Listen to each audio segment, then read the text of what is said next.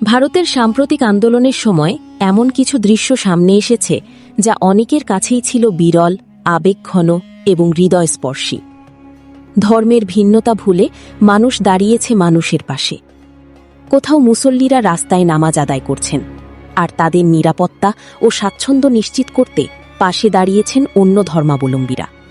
খাবার ও পানি বিতরণ। কোথাও বিশুদ্ধ পানি বিতরণ করা হয়েছে, কোথাও খাবার পৌঁছে দেওয়া হয়েছে, আবার কোথাও আহত মানুষের সেবায় এগিয়ে এসেছেন বিভিন্ন ধর্মের স্বেচ্ছাসেবীরা। সব মিলিয়ে ফুটে উঠেছে মানবিকতার এক অনন্য চিত্র। আজকের বিশেষ প্রতিবেদনে আমরা তুলে ধরব সেই মুহূর্তগুলো, যা আবারও মনে করিয়ে দেয় মানুষের সবচেয়ে বড় পরিচয় সে মানুষ, সব ধর্মের মানুষের সহমর্মিতা।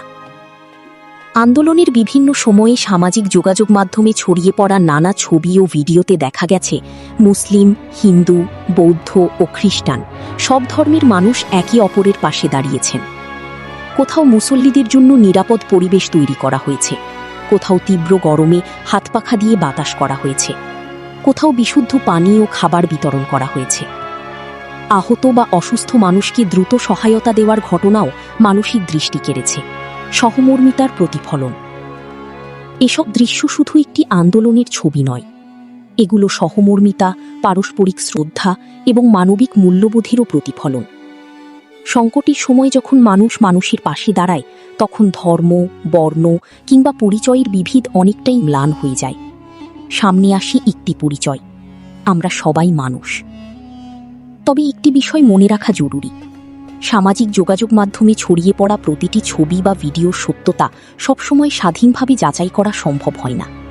তাই যে কোনো তথ্য বিশ্বাস বা শেয়ার করার আগে নির্ভরযোগ্য সূত্র থেকে যাচাই করা উচিত।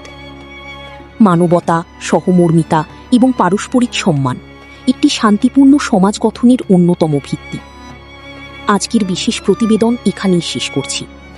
ভিডিওটি ভালো লাগলে লাইক দিন, আপনার মতামত কমেন্টে জানান এবং সত্য ও ইতিবাচক সংবাদ পেতে সাবস্ক্রাইব করুন ক্লিন নিউজ বিডি। আমি তানভীর আহমেদ।